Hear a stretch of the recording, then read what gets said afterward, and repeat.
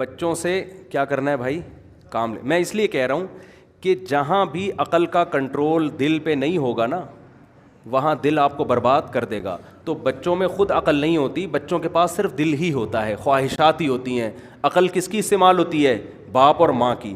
اگر وہ بھی بچوں کی خواہشات کے آگے ہتھیار ڈال دیں تو تینوں ایک جیسے ہیں. پھر اس کا مطلب اس گھر کے تباہ ہونے میں تھوڑا سا بھی ٹائم باقی نہیں ہے, برباد ہو جائے گا. یہ کیسز آ رہے ہیں, ماں باپ کھلا رہے ہیں پلا رہے ہیں اپنے بچوں کو, کہتے ہیں ہماری سنتے ہی نہیں ہیں. میرے پاس تو ہر طبقہ آتا ہے, مالداروں کا بھی, درمیانہ بھی, غریبوں کا بھی.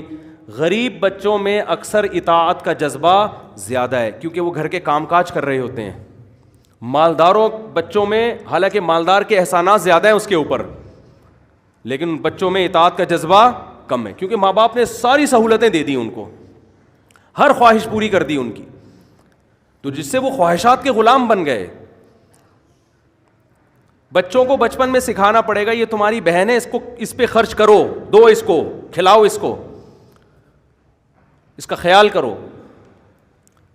تو میں یہ عرض کر رہا تھا کہ عقل جو ہے نا, عقل عربی میں کہتے ہیں باندھنے کو, اور اللہ نے انسان کے بارے میں فرمایا کہ یہ جل باز ہے, یہ فوراً ایسی چیزوں کی طرف جاتا ہے جس میں اس کی خواہش پوری ہو رہی ہو. جل بازی کا مطلب یہ اس کے انجام سے یہ بے خبر ہو جاتا ہے.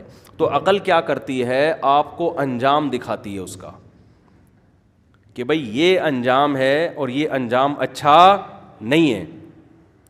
تو اس پہ میں کہہ رہا تھا کہ فوجیوں کو باقاعدہ ٹریننگ دی جاتی ہے, تربیت دی جاتی ہے ان کو, پھر کیسا زبردست 1-2 سال کی ٹریننگ کے بعد پوری زندگی کیسی بنتی ہے. میں نے اکثر دیکھا, اکثر کیا 100% دیکھا ہے, جو فوجی لوگ ریٹائر ہونے کے بعد بھی بڑی زبردست زندگی گزارتے ہیں, سست نہیں ہوتے.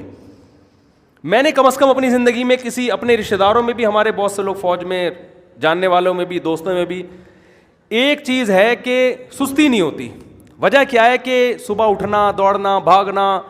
ہمارے ایک رشتہ دار کمیشن آفیسر گئے آرمی میں,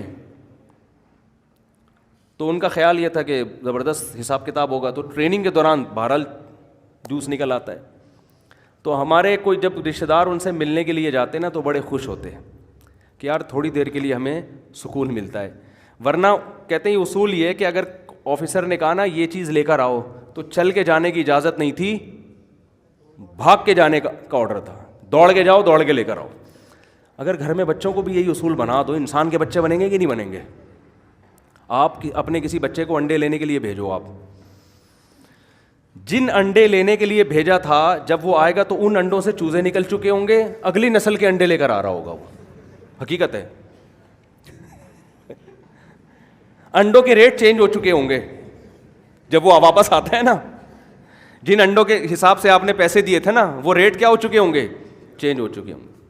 وہ اتارو گے آلو تو اتنے روپے کلو ہیں, آدمی کہے گا یار میں نے تو اس حساب سے بھیجا تھا. بھائی وہ ٹائم اتنا ہو چکا ہے, ایسے سست چل رہے. میں تو نوجوانوں کو دیکھتا ہوں, پارک میں دیکھتا ہوں نوجوانوں کو کیسے چل رہے ہوتے ہیں.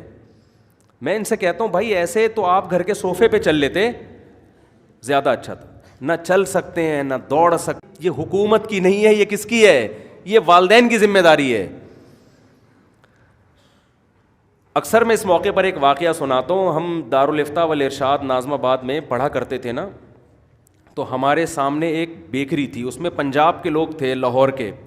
پتہ ہے آپ کو پنجاب کے لوگ کاروبار کے معاملے میں سست نہیں ہوتے, یہ میں نے دیکھا ہے. کاروبار میں وہ ہٹو بچوں, کیونکہ سست آدمی تو بزنس کر ہی نہیں سکتا نا. ایک صاحب پڑھے ہوئے تھے نا ایک مدرسے میں, ایسے لیٹے ہوئے تھے یوں کر کے. میں جب بھی جاتا وہ اس طرح مجھے نظر آتے لیٹے ہوئے. تو ایک دن مجھے لیٹے لیٹے کہنے لگے کہ مفتی صاحب آپ پتہ نہیں کیسے 4 شادیوں کی بات کرتے ہو, ہمیں تو کوئی دوسری کے لیے نہیں ملتا. تو میں بھی ان کی ساتھ والی کرسی پہ نا ایسے لیٹ گیا یوں کر کے. میں نے کہا اس کنڈیشن میں آپ کو پہلی مل گئی, اس پہ اللہ کا شکر ادا, کیونکہ میں جب بھی آتا ہوں آپ کو میں یوں ہی لیٹا ہوا دیکھ رہا ہوں. میں نے کہا اس کے لیے ایسے تھوڑی ہوتا ہے بھائی, اس کے لیے تو دھکے کھانے پڑتے ہیں, اور بسکٹ کو چائے میں ڈبو ڈبو کے کھانے سے احتراز کرنا پڑتا ہے, رشتے مانگنے جانا پڑتا ہے, دفتروں میں جانا پڑتا ہے. بیٹھے بیٹھے تھوڑی ہو جاتی. شادی دفتروں میں جاؤ, ادھر جاؤ ادھر جاؤ, پتہ کرو, بیوہ عورتیں, طلاق یافتہ عورتیں, گھومو پھرو, چلو پھرو. لوگ بھی ترس کھائیں گے کہ یار دے دو اس بیچارے کو. صحیح ہے. تو میں نے کہا آپ جب بھی آؤ ادھر لیٹے ہوئے یار شادی نہیں ہو رہی. میں نے کہا اس سے جو ہے وہ بھاگ جائے گی. کرتا ہی کچھ نہیں ہے, پڑا رہتا ہے. ہمارے ان کی میں وہ بیچارے تو شاید میں نے بیچاروں کا سمجھ نہ جائیں کہ کس کی بات ہو رہی ہے. اللہ تعالیٰ ان کے درجات بلند کریں. انشاءاللہ نہیں, کوشش ہوگی کہ نہیں سمجھیں وہ, ٹھیک ہے نا. ہمارے نبی صلی اللہ علیہ وسلم نے بزدلی سے پناہ مانگی اور سستی سے پناہ مانگی ہے. اللہم انی اعوذ بک من الکسل, اے اللہ میں تیری پناہ مانگتا ہوں سستی سے. سست آدمی ہر جگہ ناکام ہے اور چست آدمی ہر جگہ کام. ہر ایک کو اچھا لگتا ہے چست آدمی, ایکٹیو آدمی, وہ خوش مزاج بھی ہوتا ہے. تو ایکٹیو رہا کرو. اور ایکٹیو بننے کے نسخے کیا ہیں وہ میں اکثر بتاتا رہتا ہوں, میرا موضوع بالکل ہٹ جائے گا. ایکٹیو بننے کا سب سے بڑا نسخہ ہے کہ صبح جلدی اٹھ کے جاگنگ کرو. یہ پوستیوں کی طرح 11-12 بجے تک مت سو. صبح اٹھو, آج کل تو سردیاں, فجر سے پہلے جاگنگ کر لو. بھاگو, نہیں آتا تو میرے پاس آؤ, میں بھگاؤں گا آپ کو. ایک دفعہ میں نے ایسے ہی کیا, 3 دن کی ورکشاپ کروائی, اس کا نام رکھا ڈیجیٹل خانقاہ. میں نے کہا ہماری خانقاہ ہے, ویسے تو خانقاہ میں اللہ بھی ہوتا ہے, یہاں اللہ بھی ہوگا, تہجد بھی ہوگی, لیکن تمہارے باپ کو بھی بھاگنا پڑے گا, کیونکہ یہ سست آدمی شریعت میں نہیں ہے. تہجد پڑھ رہے ہو, دعا مانگ رہے ہو, وہ صحیح, لیکن اگر آپ سست ہو تو یہ دیندار آدمی اسلام کو بدنام کرے گا. سمجھ رہے ہیں؟ نہیں آ رہی بات سمجھ میں؟ جب لوگ دیکھیں گے نمازی بھی ہے, تہجد گزار بھی ہے, لیکن سست ہے, تو اس سے بدنام نمازی ہوں گے کہ نہیں ہوں گے؟ لوگ کہیں گے یار یہ دنیا دار اتنے ایکٹیو ہوتے ہیں اور یہ نمازی کیسے ہوتے ہیں. تو میں نے 3 دن کا ایک ورکشاپ کروائی, اس میں لوگوں سے فیس لی, اس لیے کہ ان کے مصارف ہم اپنی جیب سے تھوڑی کھلائیں گے آپ کو, اتنے بھی ہم نیک نہیں ہیں کہ تمہارے فائدے کے لیے اپنی جیب سے میں کھلاؤں. میرے کیا لگتے ہو بھائی آپ؟ اور جس چیز پہ انسان کا اپنا پیسہ خرچ نہ ہو اس کی دل میں قدر بھی نہیں آتی. فری کا لنگر ہوتا تو پورا کراچی آ جاتا. ہم نے کہا فری کا لنگر نہیں ہے, کنٹری کلب وہ ہم بک کرائیں گے, 3 ٹائم کا کھانا وہ بھی آپ کے خرچے پہ ہوگا, کنٹری کلب کے کمروں کا کرایہ بھی آپ کے خرچے پہ ہوگا. سمجھ رہے ہو؟ تو آپ جب اپنے خرچے پہ انسان آتا ہے تو فائدہ ہوتا ہے. تو ان کو ہم نے 4 بجے بھگایا, تو ایسے ایسے کیس سامنے آئے نا, میں حیران ہو گیا. پہلے تو میں نے خود تھوڑی سی ٹریننگ کر لی, کیونکہ مجھے بھی بہت دن ہو گئے تھے بھاگے ہوئے. میں نے کہا ایسا نہ ہو میں ہی نہ بھاگ سکوں. تو میں نے پہلے پارک میں, شیخ پہلے خود تو سیدھا ہو جائے نا کیونکہ مجھے بہت دن ہو گئے تھے بھاگے ہوئے, تو میں نے پہلے دیکھا میرا اسٹیمنا برقرار بھی ہے یا نہیں ہے. تو میں نے اس سے 1 دن پہلے پارک میں دوڑا, تو اللہ کا شکر ہے سیٹ تھا. میں نے کہا اپنی سیٹنگ صحیح ہے. تو پھر ہم نے ان کو کہا چلو بھی صبح 4 بجے, وہ بھاگ ہی نہیں رہے, چل رہے ہیں. میں نے کہا بھائی یہ میں اس لیے آپ کو بتا رہا ہوں, آپ بھی ایسا کرو. میں نے کہا بھاگو یار. کہہ رہے نہیں بھاگا جا رہا. میں نے کہا تھوڑا سا تو بھاگو یار, 2 قدم تو بھاگو. 2 قدم بھاگو گے, پھر کل 3 ہو جائے گا, پرسوں 4 ہو جائے گا, اور آہستہ آہستہ انسان میں اسٹیمنا بنتا ہے نا.